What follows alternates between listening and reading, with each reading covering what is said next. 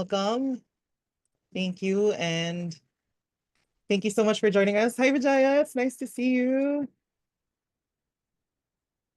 A lot of familiar names. Yeah, really great to see all of you. My name is Rod. I am the community choreographer of Pollinate Impact based in Manila. We'd like to welcome all of you to officially our first virtual workshop session for the year. And we're so happy that we are doing it with our network partner, Assist, who will be helping us in bringing us through how to create effective partnerships, especially when it comes to fundraising. And I think that's a topic where a lot of us within this space, of course, want to learn more about, and I've always been very open to trying to get as much strategies as we can, because as we know, funding is a tricky thing, and hopefully the session will help everyone to learn more about effective ways that we can go about cultivating and maintaining partnerships. So as you all know, in our usual Pollinate Impact style, we'll begin with our mentee. So we'll have the mentee up in a bit, and you can go to menti.com and use the code.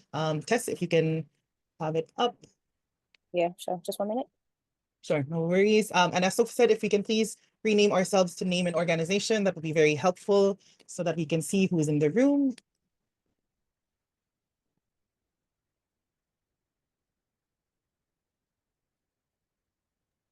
Awesome. So you can go to menti.com and then the code is 75929080.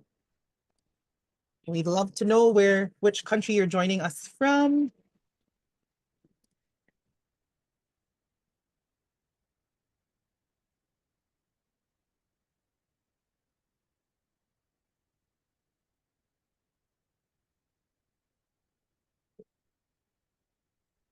Wait a minute. India, welcome. I see a big Australia. Oh, that's new. We rarely get to Australia. South Africa, awesome. Welcome. Great. I think, yeah, we have a lot of familiar Indian-based organizations. Our members, Philippines. Woohoo. Kenya, of course. See some Scotland. Wow, we're a very diverse mix today. Ghana. Great, awesome. So welcome everyone. Senegal, thank you. And I'm so happy to hear that we're really a mixed bag of organizations today. Let's move on to our next question. Tess. So next one, what best describes your organization? I just want to know who is joining us today. By the looks of what I'm seeing, there are a lot of incubators and accelerators here today. We have an investor joining us. That's awesome. Great. Consultant. Okay, more than one investor. Great. It's great to see. Awesome. Hi, Dennis. Welcome from Uganda. Okay, and then our last question for our mentee. What do you expect to learn from today's session? So we just want to know, what you expected after reading the description, joining and registering for the event. What would something be? What would you expect to learn from the session today all around partnerships?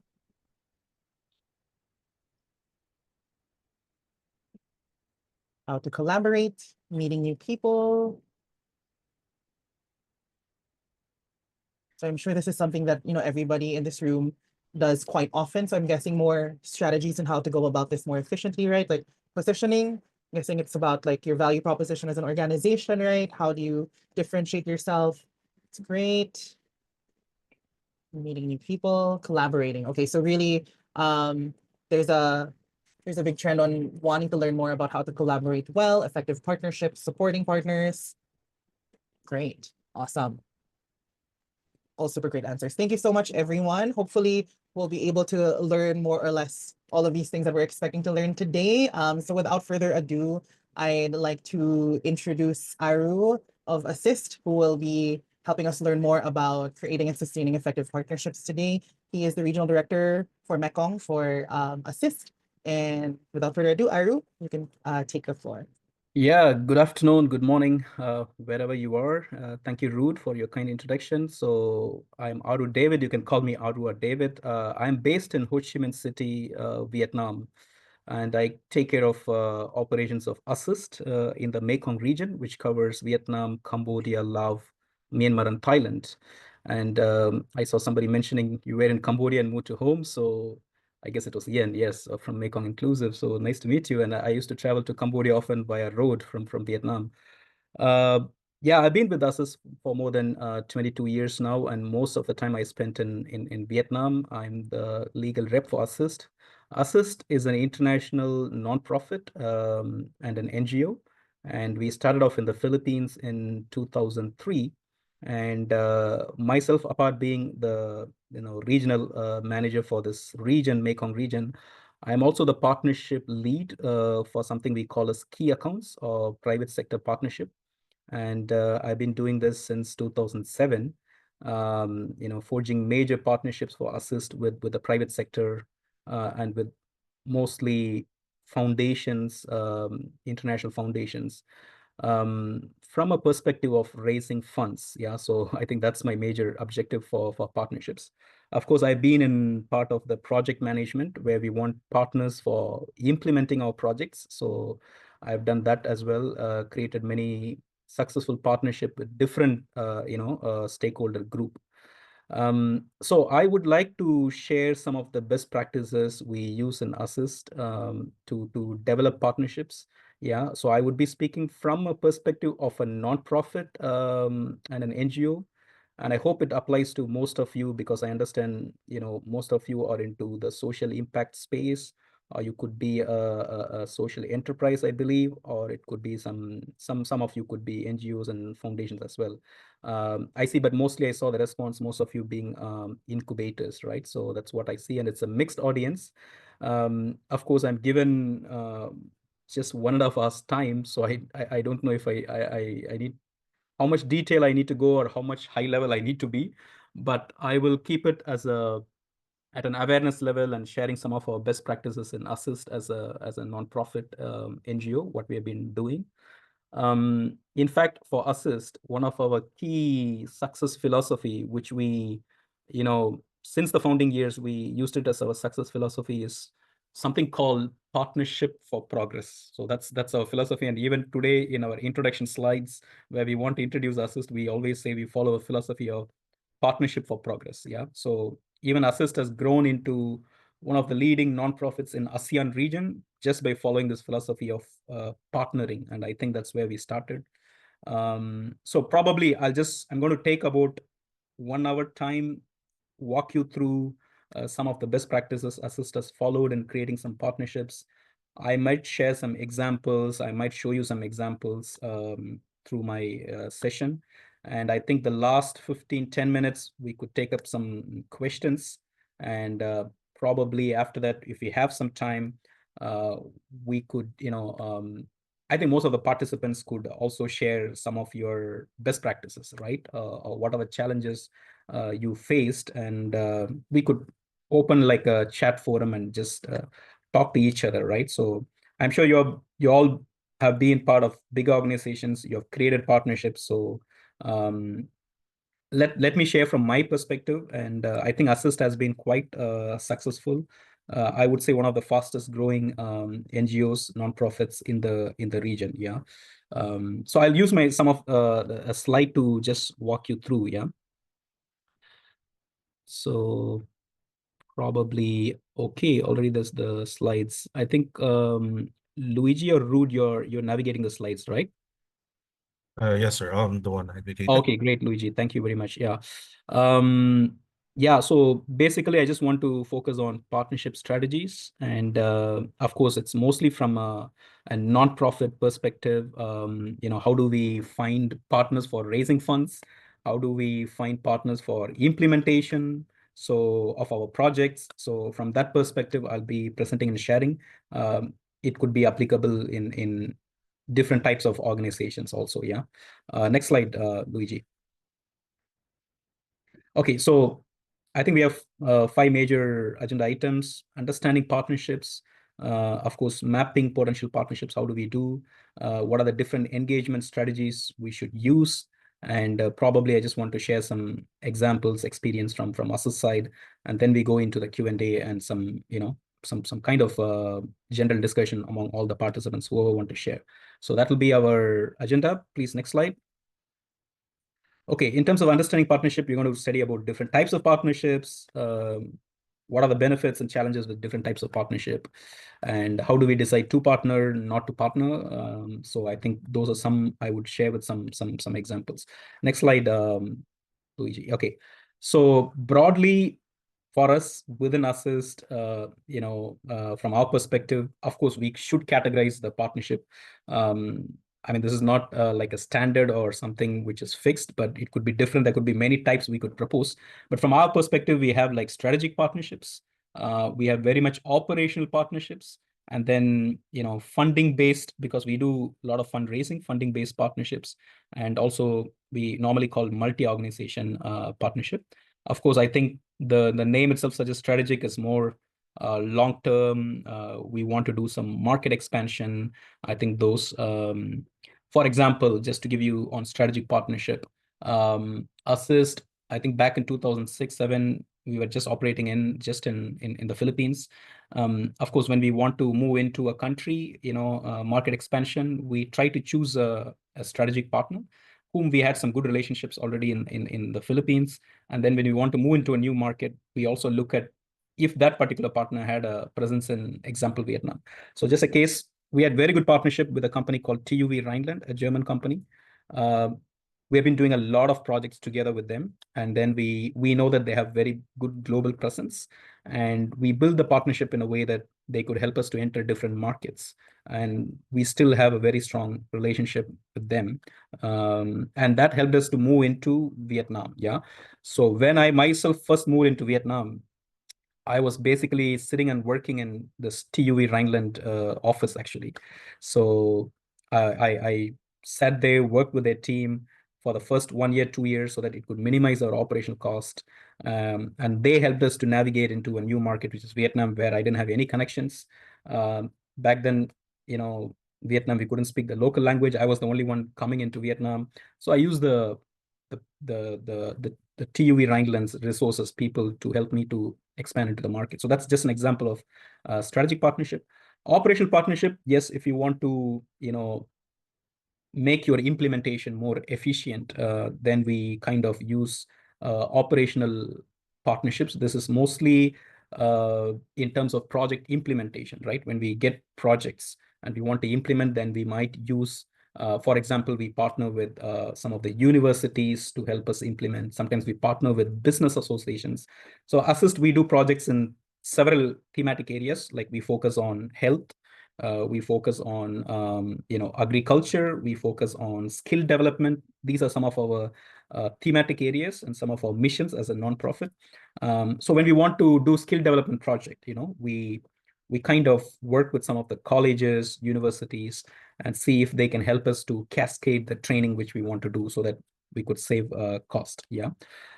In terms of strategic partnership, going back, I have a very good strategic partner in Vietnam, who started as an operational partner, but eventually become a strategic partner, because they help us in many of implementation of key strategies in Vietnam. So it's a college where currently we have Assist office within that college. So basically we pay no rental, right? So it's a free space for us, but it's a win-win partnership because we bring in a lot to that particular college in terms of setting up new training centers, which is their mission. So we support them and they are supporting us. They help us in all our government approval procedures because they're a very big, well-known, reputed college, right? So there could be some strategic partners who could become very help you operationally. So vice versa could happen, right? Funding-based partnership is basically, when we want to apply grants, or when we want to look for investments, especially for us, it's more of funding and grants. We collaborate so that we become eligible to apply for those grants as well, right? So I think that's funding based. For example, there is a grant opportunity for private companies, right? From the German government through KfW-DEG. They do support private companies, but then Assist as an NGO nonprofit, we are not eligible applicant to apply. So what we do is we kind of collaborate with the private company who's aligned to our mission. For example, they are interested in skill development or health, then we partner with them, and then we make them as the applicant for this particular grant. And so now we become eligible to apply for this grant. So it's purely to access funding. Then we kind of forge partnerships, maybe as per the donor requirement. So I think that's funding-based partnership. We also work with another donor called P4G, Partnership for Green Growth and Global Goals. They're very active in Kenya, South America. In Asia, they're active in Indonesia, Vietnam. There we work with startup companies who are into green solutions.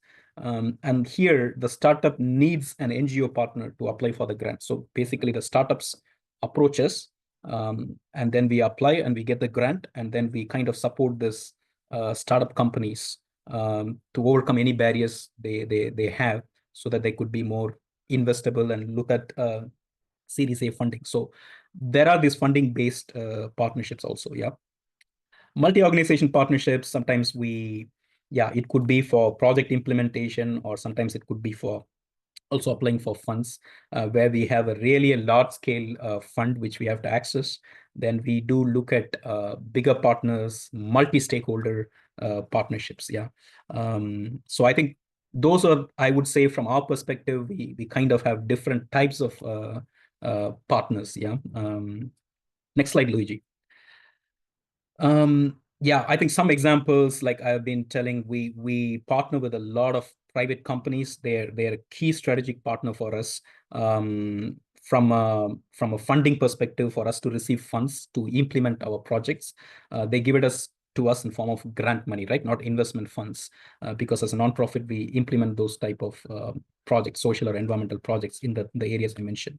So I think they are one of our key, private sector companies, and yeah, so they are like our funding partner, and eventually we make some a strategic partner, which means we start as one relationship, but then by the time we know them, their scale and their size, then we kind of map who could be strategic partners, who could be funding us and supporting us for a very long time.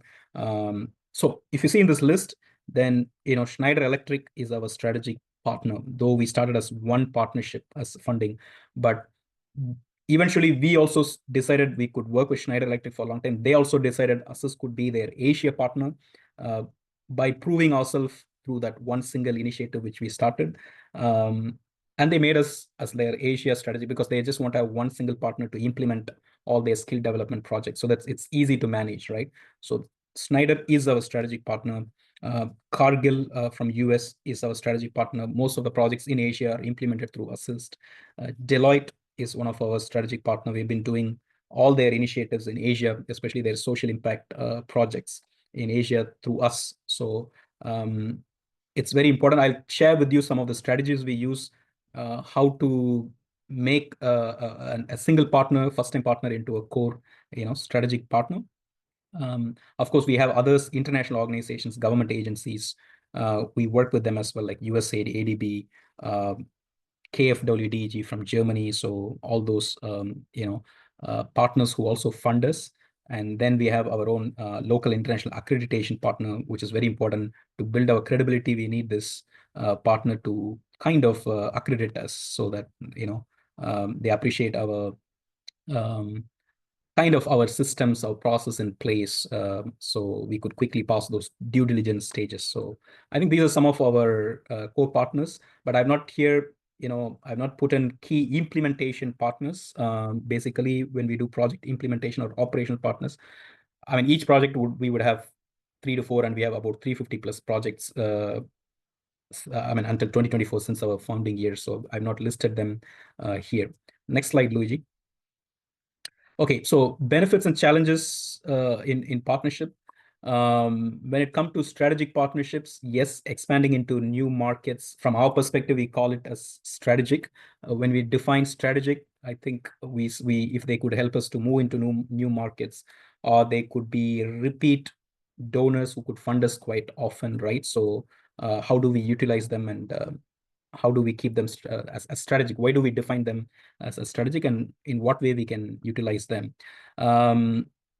Challenges sometimes can be, conflicting priorities. We could propose a particular country is of priority, but their priorities could be very different. So we need to kind of align on that in strategic partnerships. Operational, as I said, best is cost efficiency, shared expertise. I think it's been a very good approach. We have mostly in operational wise, for example, we have a lot of partnerships with business associations or farmer associations in terms of agriculture projects, education, skill development, university, colleges, right? So they could probably provide us a shared office in a new country where we don't have presence. We could use their expertise in delivering some of our services at a better price. So I think that's where the operational partnership comes. Coordination issues, communication, coordinations could be a challenge, but I think it can be overcome by a proper PMO structure, project management structure. Funding based, I think, yes, securing enough funds, resources for our growth is the best utilization of those funding based partners. Dependency risks could be something on a big challenge there.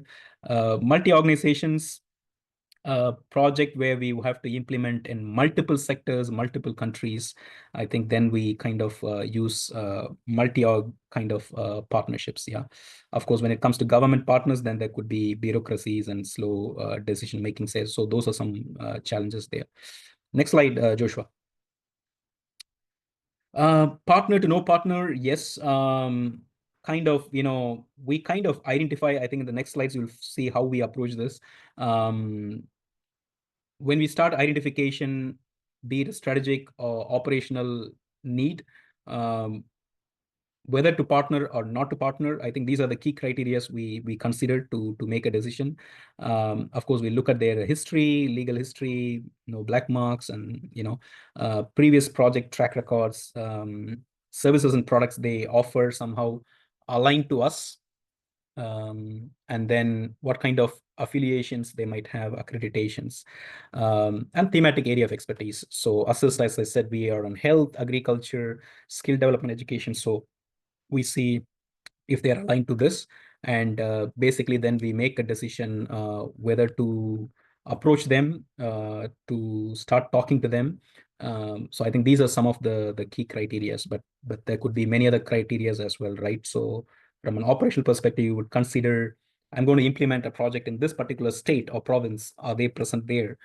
So there could be many other criteria, but I think these are some of the key criteria we consider before even forging a partnership, whether to go or not to partner. Yeah. Next one, Joshua.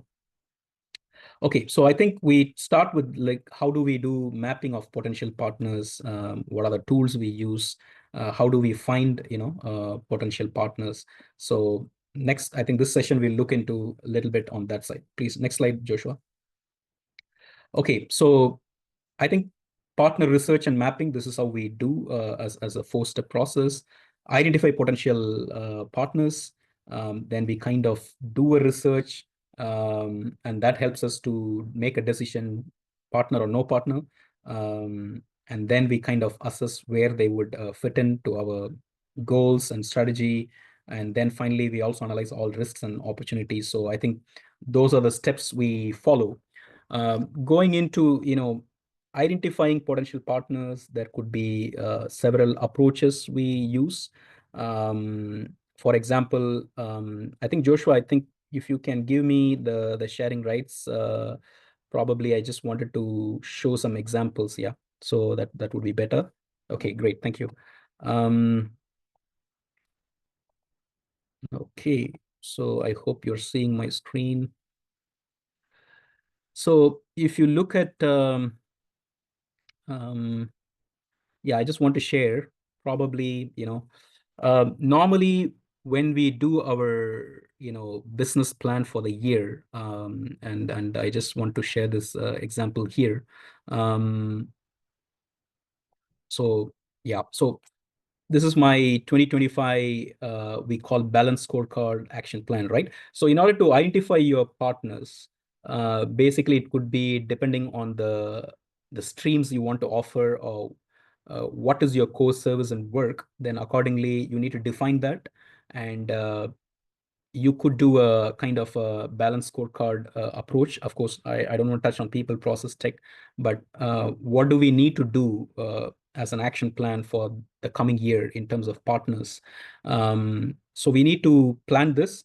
And of course, even before this BSc balanced scorecard action plan, we kind of do a SWOT analysis: strength, weakness, opportunity, threat. Of course, then we analyze specific strengths. We might put some strengths related to partners.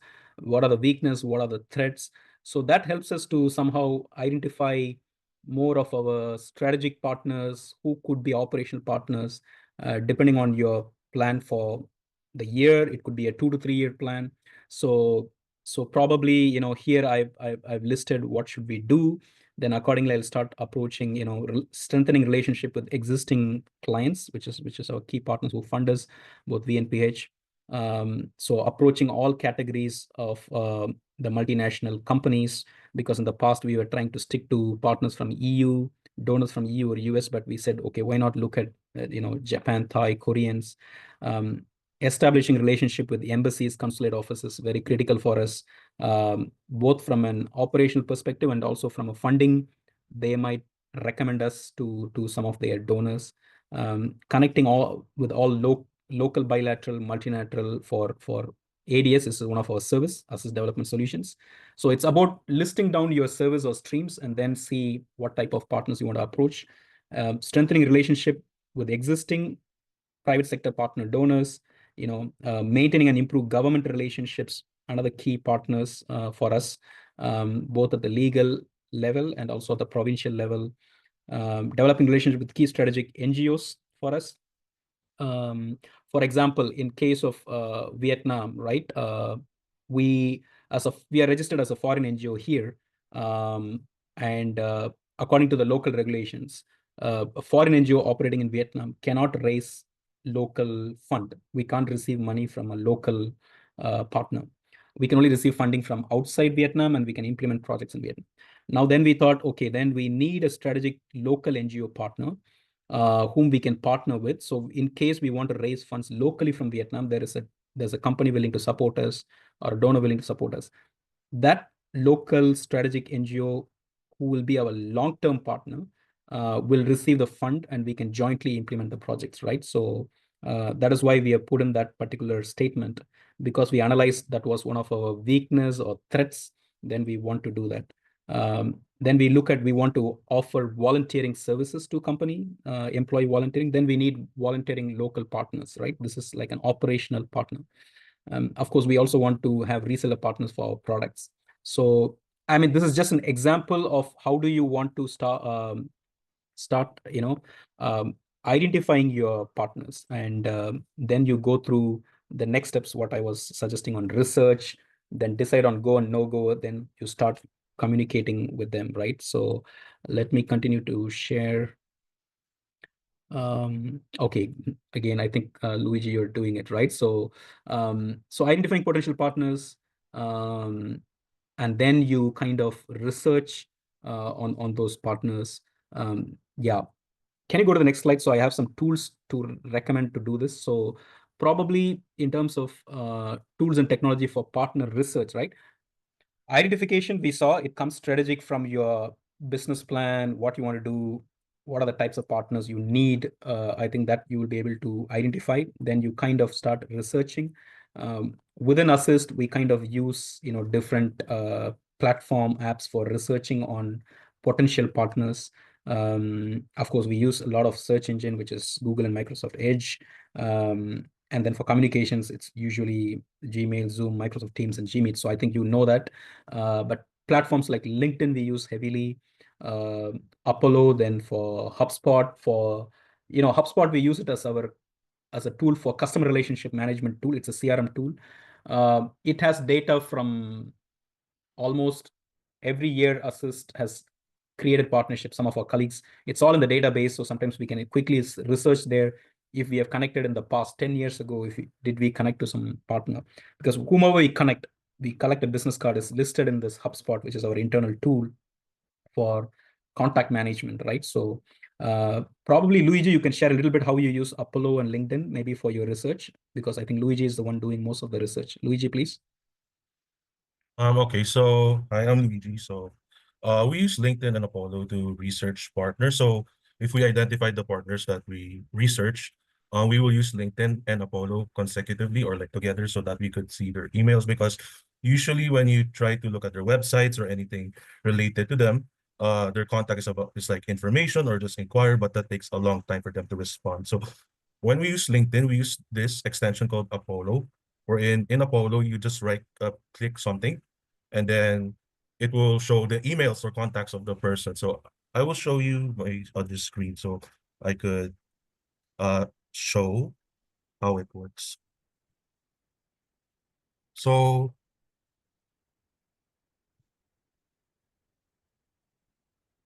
for example, like I'm trying to connect with a USAID manager or partner when we try to ask questions or want to engage with them.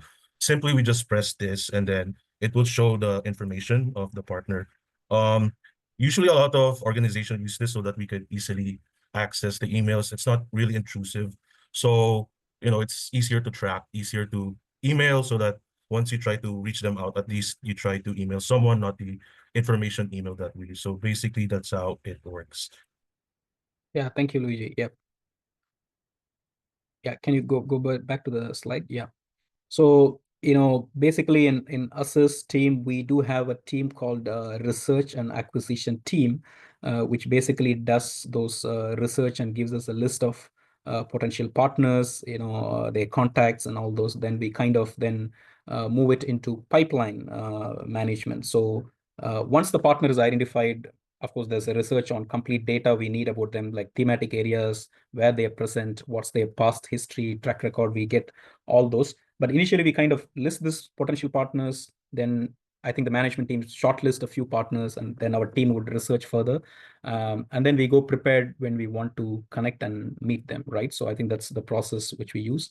In terms of pipeline management, we use tools like, of course, Google Sheet, both Google Sheet and Microsoft Excel to manage. But we also use a lot on HubSpot as a tool, not just for research, but also to maintain the whole pipeline, right? What stage is the partnership is in? We have an internal approach called 5C stages of a particular partnership, where we say, there's a 5Cs, like we are in contact stage, like researching, finding leads, contacts. The second is emailing, is connecting stage. So then we move the partner to the connecting stage in the pipeline. Then the third is, we say, communicate stage, where we really start meeting them through in person, or it could be an online meeting, is a communicate stage. At that stage, we already decide whether should we collaborate, are they interested. First of all, we are interested, that's why we approach, but whether they are interested, we decide on that particular meeting. If yes, then it moves into the collaborate stage, where we want to see, either we want to sign an MOU with them, or we agree to work together to write a proposal and submit for funding. Or if it's a project implementation, we say, these are your responsibilities, my responsibilities. So that's collaborate stage. And finally, it's a consolidate stage, the last stage, where we kind of formally sign contracts or formally sign some service agreements for implementation, right? So that's the pipeline management. We use several tools where they are. And of course, at the pipeline stage also, at a particular donor we are interested in, for example, then we research on the whole aspects of the title, the grant title, the summary, who will be the writer within Assist, who will be working on it, right? So that's a whole pipeline management we do for different types of partnerships. Next one's Joshua. Okay, in terms of engagement strategies, you could consider the 5C I mentioned, right, as the type of engagement process, right? How we do it. We have a very well documented process on this 5C. What should be done in contact stage? How do you find leads? How do you use the tools? Where should we store it? Then at connect stage, how do you send out emails? Even we use HubSpot to send those emails. We put them in sequence so that there's an automated follow-up, unless the partner's leading to a communicate stage. The communicate stage is an actual meeting happening. Then after that is the collaborate and consolidate stage. So that's the whole process. We have it. But there are different strategies we need to use for engaging with a particular partner. So probably I would try to share some of the key strategies we use, right? So next slide, Joshua. Yeah, I think, even before your process and starting to implement, of course, you need to allocate resources, different resources for that. We have a whole research and acquisition team, and each member is allocated for each step. But there are so many things which we need to do at several stages. These are some of the key strategies we use. I think developing your pitch is very important. Then coming to aligning on our goals of both partners, and then eventually building trust and communication channels, which comes at probably at a later stage of implementation, or they have contracted you for funding and you want to maintain them as a long-term strategic partner. Then you need to start building those trust and communication channels, very, very important, which we use. And of course, defining roles, responsibilities, success criteria is also very important, especially when it comes to implementation or operational partnerships. Yeah. So going through each of the engagement strategy, next slide, Joshua. So I think very important is to develop your pitch. Normally, this can be done through a presentation deck, which we have, and it's very important to prepare it in advance. We keep it ready, and depending on the partner we are approaching, we would a little bit tailor it specific to that particular meeting, right? So that's very, very important, right? So developing your master pitch deck, and then try to put your unique selling points. Your key unique selling points should be there, and then kind of tailor it based on the partner you're trying to meet, which is very important, right? So just to share an example, Joshua, can I share the screen, please? Okay, so if you look at okay, how do I make this go away? Okay. So if you look at, if here, so key accounts is one of our key partnership approach. We call it key accounts approach within Assist. These are long-term partners, especially for funding, but key strategic partners where we want to get a repeat. And you can see our process itself is like what I mentioned: contact stage, then is connect stage, communicate, collaborate, and consolidate stage. This is our process. Now, if you look at communicate stage, where we have meetings, you would see we have a standard deck, but for each meeting we would customize it to different. So each slide is the same, but here, for example, this is a slide deck which we prepared for meeting with Global Water Challenge, which is one strategic partner we want to work. So specific to that partner, because their interest is on water, we also want to make sure our pitch is aligned to that particular donor. Of course, we've been doing a lot of projects, so we kind of have a standard deck like this. Our narrative, our pitch, I'm sure everybody has it. So we want to share about our key selling points. We want to share about our strength in different partnerships we have done. Of course, what are the different options to partner, which I'll come at a later stage. And then we kind of make this specific to a particular partner. What do we want to present to them? So we kind of customize it specific to each. So I think this is with, for example, this is with GE Vernova, which is one of our key client. Then we kind of want to pitch relevant to GE Vernova, which is an energy company. Then we want to share about, because they were interested in India as a location, then we want to share our experience in India, for example, right? So we talked about all our India related projects, and we have the standard deck of all our projects, but we kind of customize it as needed. Yeah. So yeah, so I think that's in terms of, let me continue, Joshua, so that it's easy for me. So developing your pitch, tailoring it is very critical, one of key strategy you need to use. Then alignment of values, goals, business, very, very important. We need to have common shared objectives for a successful partnership. So For example, when you want to pitch to a particular donor, before even we reach to them, we know that if that particular donor is interested in skill development, and if that is their mission and objective, and if they have a common market where we work in and they're interested in that market, that's the time we approach. So it's important to know that in advance when identifying, but also to share that during your pitch. What are your shared objectives between Assist? What's our objective? What is their objective? And there is an alignment there. And also what could be the markets we can work on. So that all goes into our communication, how we pitch and talk is very important. It should be always we tell about win-win. It should be truly a kind of a win-win partnership, be it at a strategic level or operation level or even at a funding level. Yeah. So I think that's very important key strategy to note. Building trust and communication channels. Once we find a partner, we work with them and we identify as a key account a strategic partner, then we do allocate key account managers who are in touch with them quite often, right? We kind of set regular bi-weekly meetings, monthly meetings, which is like fixed schedules, just to connect. And of course, if the partners are from Europe, US, and if they're traveling down to Asia, we make sure that there is going to be an in-person meeting, which is very important.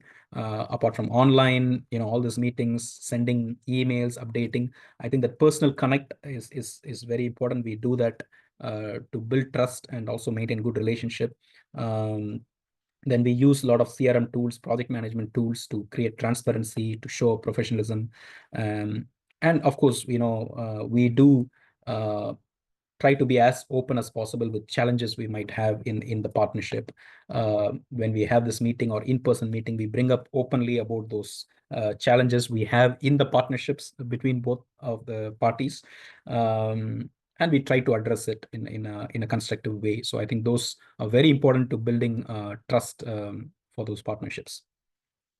Defining roles, responsibility, success metrics. This is more of a, I would say, in terms of operational partnerships, this is very important through a contract.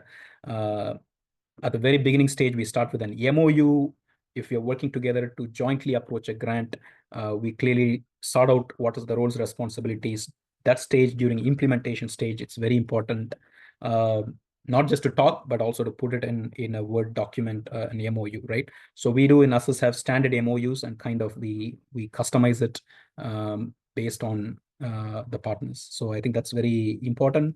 Yeah. Setting measurable KPIs. This is all in the contract document, which needs to be clear, because any issues which happen, we again go back to a contract or an agreement, because sometimes people within Assist and maybe within the partners could change or leave the company, but that contract serves as a evidence of the partnership and what was agreed on. So I think that's very important here, yeah, in partnerships. So I think those are some key engagement strategies we use to build successful partnerships. But I think the process is also very important. Having a proper system in place can make you more efficient, faster.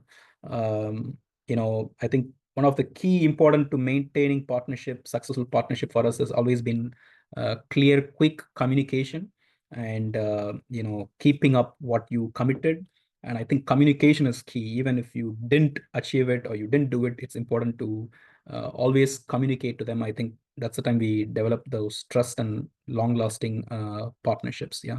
In terms of some best practices, what we want to share in terms of, when we want to partner with companies, especially this is from a perspective of raising funds, then we do present different pathways to partner within a particular corporate partner who's willing to fund. We could propose different approaches to the partnership, how they could support us in terms of resources. This is one example, so that we could always, when you find a partner, you could always be prepared to list what are the areas you can collaborate together. So we do this right after the initial introductory meeting. We understand who we are, who they are, what are they doing. Probably the next meeting should be assessing where are the collaboration possibilities, and in a way that it could meet their objectives and our objectives together.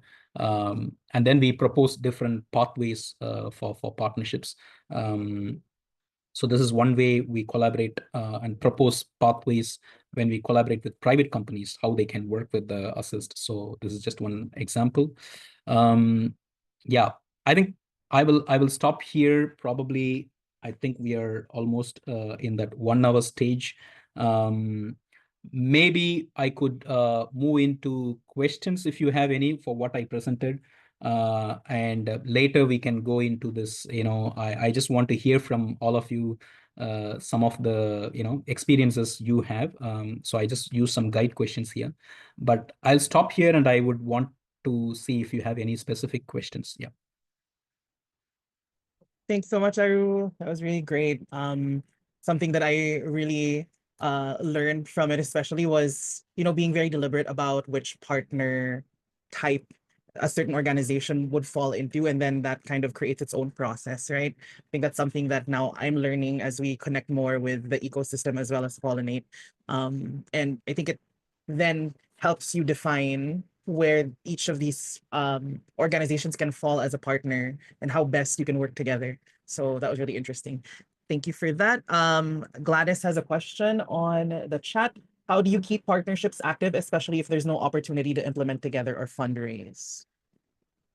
Great. Yes, it does happen quite often.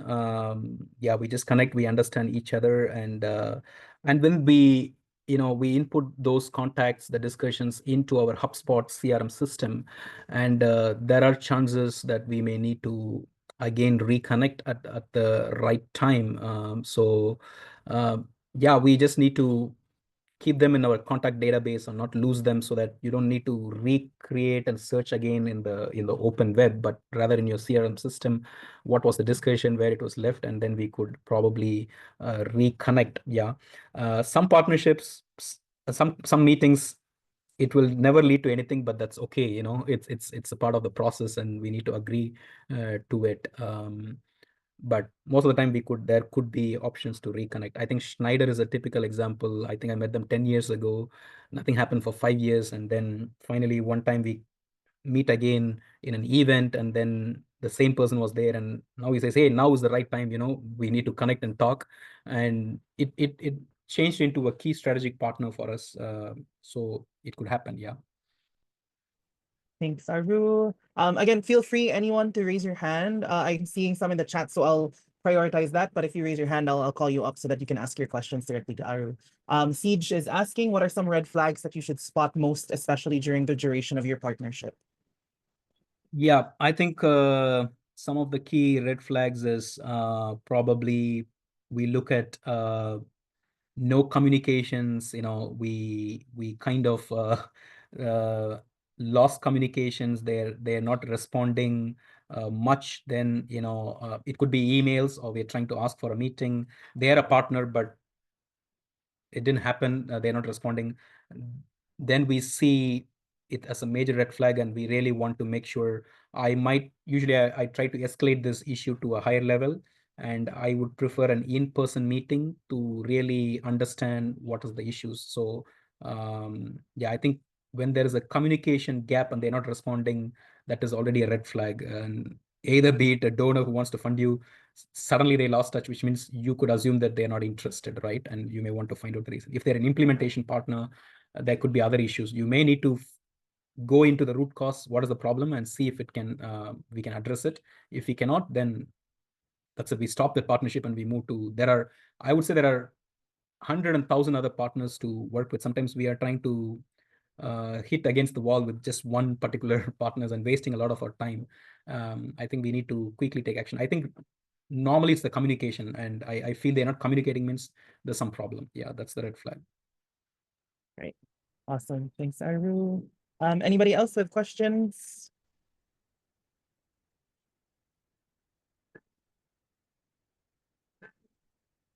I have one question, Aru, while we wait. On my end, Okay. something that I'm curious about is, especially when it comes to fundraising, right? Something that we know or accept as a community is the fact that it takes a long time. It's a long game to get Right. fundraising from funders or / investors. Right. How long is too long? Is there such a thing? Yeah. Right. Yeah, I think the maximum duration is 1 year. I think that's the typical donor cycle. The maximum is 1 year. I think from the stage you submit a proposal to the contracting, maximum can be 1 year. I think beyond that, I've not seen any donors who have taken more than a year's time. So I'm not saying within the calendar year, but it could be like 12 months, wherever it starts from. I think within that we need to contract. I think that could be a, but there are donors who could typically from the start to the end. I think if you can do it within 3 months, that's fantastic. It's more efficient, good. There could be 3 months, 6 months is something which we can accept, and to the maximum of 12 months. Yeah. Awesome. Thank you. I think Ian also gave some of his comments on the chat, so people are free to read that.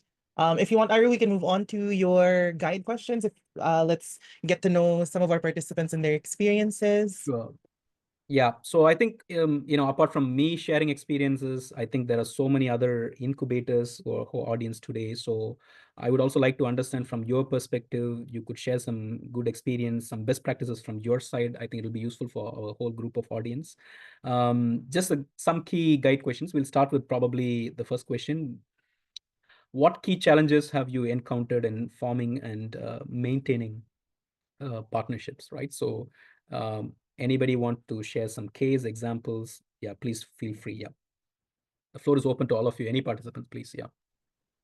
Yes, feel free to unmute or raise your hand, and we'd be happy to. There, Kisla from Smart Regional Consultants. Go ahead. Hi, thank you so much for the interactive session so far.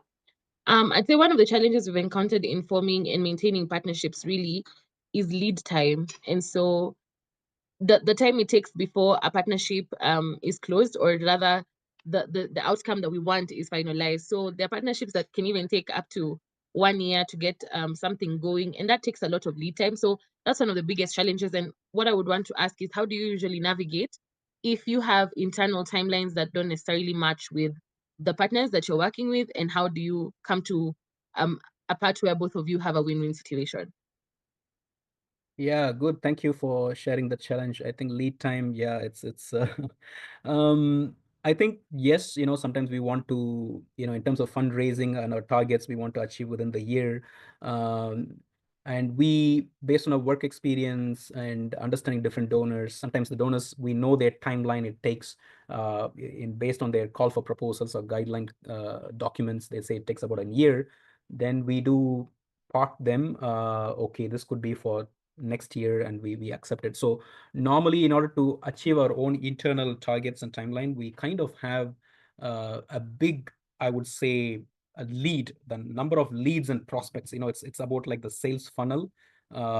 So you need to really move into different partners, and that's in fundraising. But if it's operational in project implementation, we don't approach just one single partners, but we approach maybe, to find for one partner, we may approach 5 to 10, and whoever fits into our timeline. Of course, we're talking to all these parties. We kind of go with them because we have our internal deadlines to meet from our own management and board. So yeah, it's about the number of reach and some building those pipelines, different partners, not just targeting one. I think is an approach we use. Yeah, and we try to follow up. I think normally I use the word follow up is very, very important. Sometimes the partners might be busy with something else, but we kind of follow up once, twice, thrice. After that, we drop saying that no, I think we followed up. We are moving into another partner. So yeah, that's the way to reduce lead time, in my opinion. So casting a Ian, wide, you want to share something? right? Yeah. Ian, go ahead. Forgot to unmute. Yeah, I think from our experience, it echoes Aru's, and I think we talked about this, Rod, in Bangkok. It's like a dating game in a relationship, partly emotional and partly factual and gut instinct. Yeah, you got to get out there on the Tinder of funders and foundations and find out what they like and what you like. And to give you a specific experience for number two is, we work with the Japanese foundation, and I built the relationship and I followed up because I believe that at the end of the day, people are human. Ones that want to go where you want to go will communicate with you. Ones that don't, you don't want to be friends with them or partners with them anyway, because they will screw you without notice. So for us with this particular foundation, our contact came back to us within about 8 months of really positive stuff and said, look, my block is the heads of the foundation, the older guys who don't get what you do. And that was really good for me because I'm like, okay, well, I can park that. I can still have the relationship with that person, but we're not going to move on with the foundation and waste my time. Whereas some other colleagues in the sector have another organization, and 3 years on, they're still chasing the smell of the bait on the hook. Mm. And it's tiring them out. And so that's it. You have to make that call yourself. There's many other funders in the sea, but the main thing is getting that alignment first and the relationship. Don't go for something that's not geographically focused. Don't go for something that's the wrong hashtag. They're never going to talk to you anyway. So find the right hashtags, have a Tinder date, and then work out where you can mutually collaborate, because at the end of the day, they have money to spend. If you can make it easier for them to spend it, then they're going to love you forever, right? And this is where I think things like water cooler conversations come into effect. So the short version is about relationship building, which I was already talked about. Date people. Yeah. Thank you, Ian. Yeah. Thanks so much, Ian. Yeah. Anybody else want to share, any experience where a partnership exceeded or fell short of your expectation? Partly, I think Ian was addressing that as well. But to the second question, anyone wants to share some experience on that, where you fell short or it exceeded? How did you do that?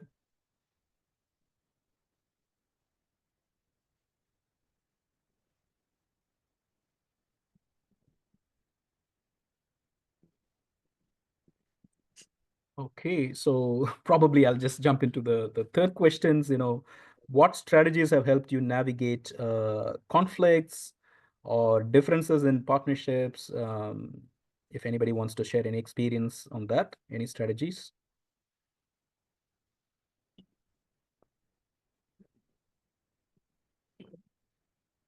Maybe while we wait, or do you have any of your own, like any anecdotes from this Yeah, specific? right. So definitely, I mean, strategies, navigating conflicts are different. For me, it's all about, end of the day, partnerships is all about people. It's all about dealing with people. Sometimes we mistake a partner because one person in the partner side was annoying you, and you kind of then label that whole organization as not suitable, right? Sometimes it's all about people and people relationship. There are cases where I was trying to forge some partnership with a particular client. It did not work for years, but then once the person changed, I think everything went smooth with that particular donor, right? There are cases where within Assist as a company, where we have an engagement, we have a project implementation. For example, the client was not happy with Assist, and when we find the real reason, it's not Assist, but it's the person, the project manager within Assist, who is not communicating properly, or the attitude was different and the client was not comfortable. We find that, we talk to the partner.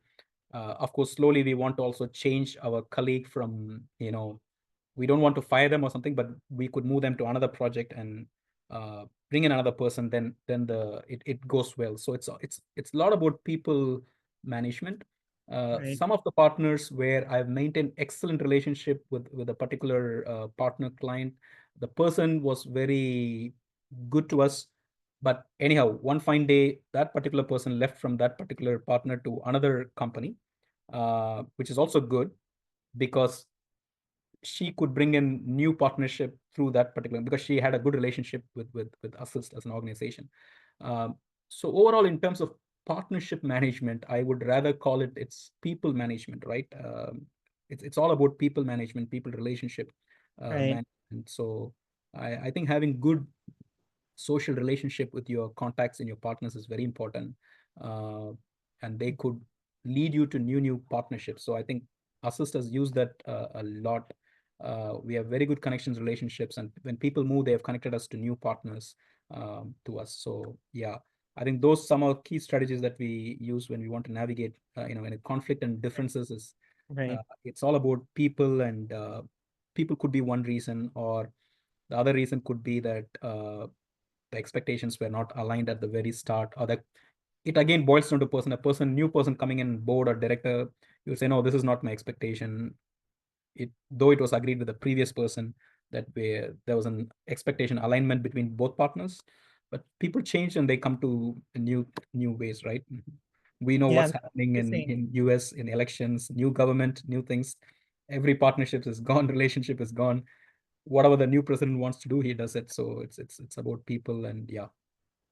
Right. Like something that's very insightful, because then you kind of realize that a lot of these partnerships boils down to personal relationships. Although, you don't ideally want it to be like that, but Right. essentially when it all goes down to it, it is a personal relationship with people within an organization that sustains these partnerships. And both differences and opportunities kind of arise because of key people within these organizations who head these partnerships, right? So like you get more opportunities now because there's a person that you knew from somewhere else that came in, or Right. the other way around. So that's very insightful. Right. Ian just added in cultural conflicts when people get offended, the Yes, other people definitely, see yeah. that. Right, definitely. Cultural context is very important. Yeah. Right. Right. Is there anybody Uh, else who wants to share? Yeah, maybe one last, if there's anybody who wants to share general experiences, right, with partnerships, if you want to share it, whether that's an effective one or something that you think could have benefited and could have been improved, we'd love to hear from anyone in the room.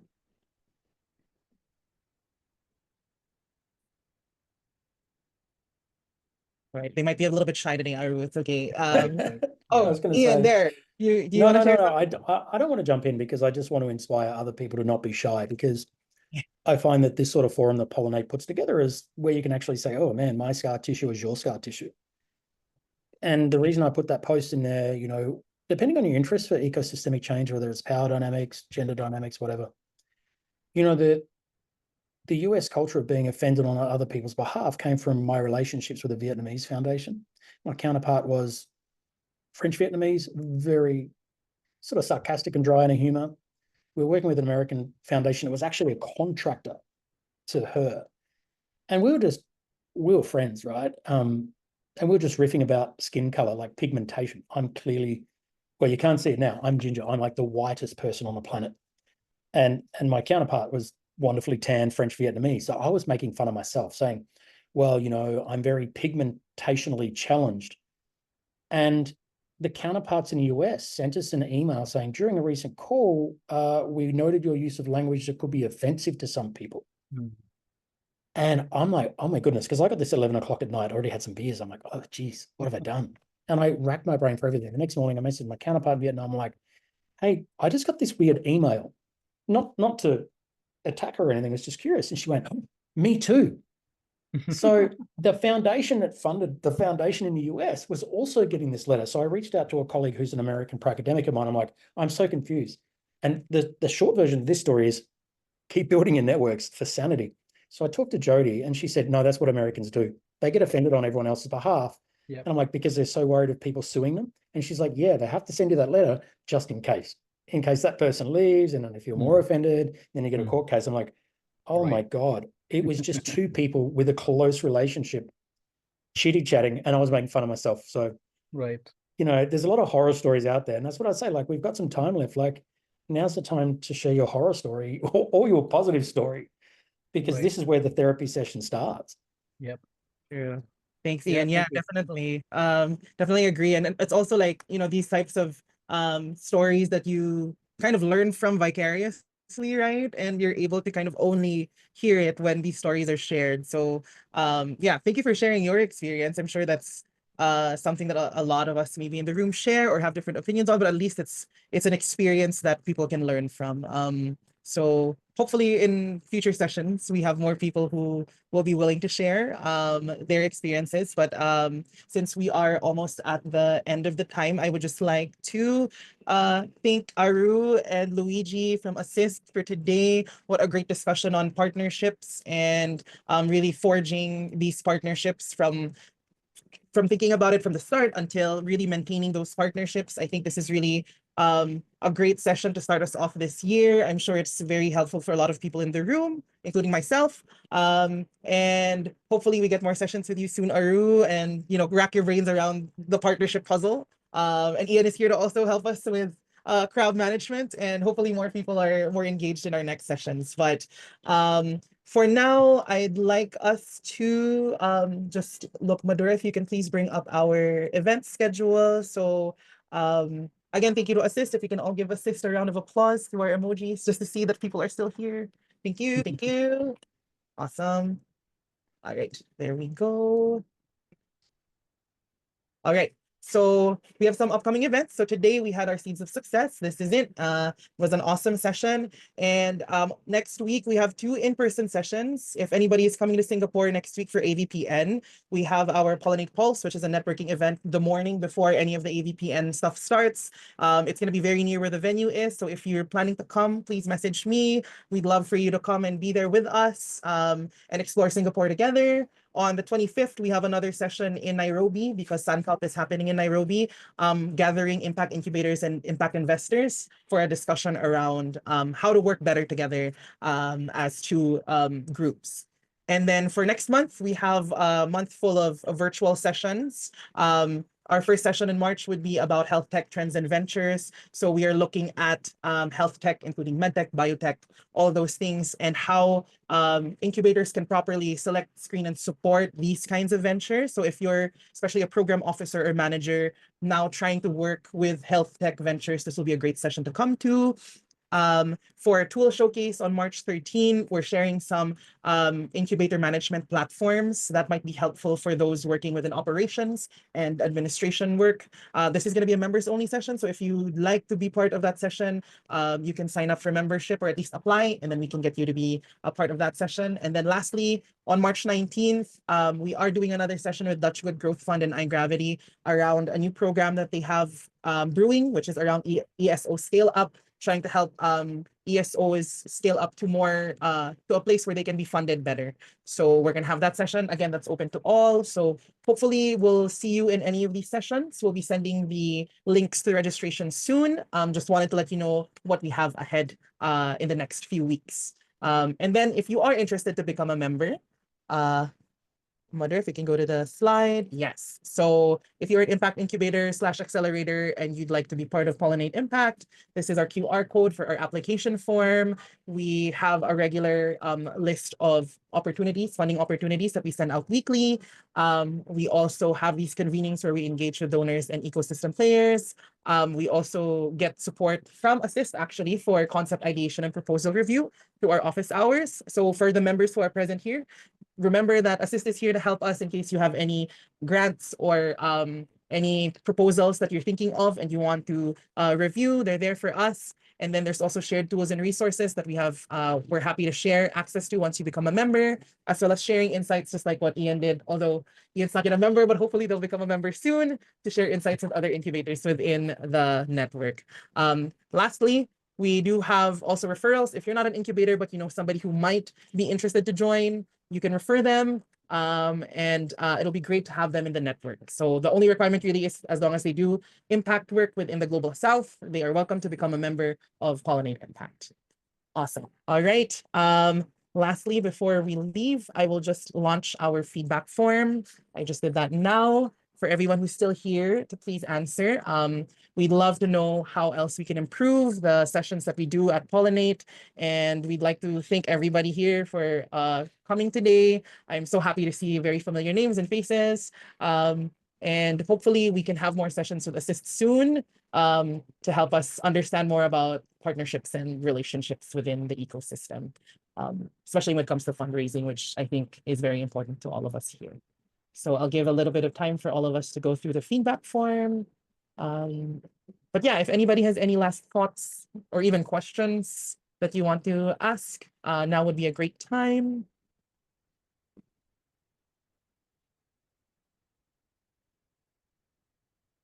Yes, we will. Thank you, Cynthia. We will be sharing the presentation after the call. We'll also be sharing the recording. So we'll be posting this on our YouTube. So you'll be able to review what Aru and Luigi have went through today. So if there are things that you don't remember, you'll be able to see it again. Plus the slides as well, we'll be sharing to all those who've attended. Thank you to those who've already submitted their feedback.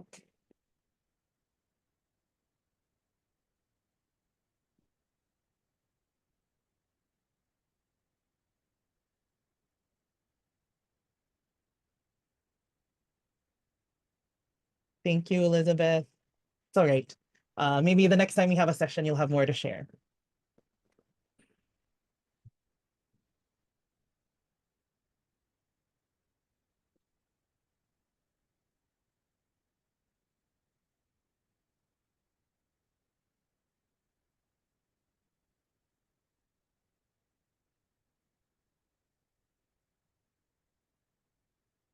We have a lot of feedback. If those who are done with their feedback, again, thank you so much for joining us today. This was a really great session, and we hope to see you in future Pollinate Impact convenings and sessions. Thanks, everyone. Thank you, Ruth. Thank you for hosting us. We had a Thanks, great time. Thank Aru. you. Thank you. Bye-bye.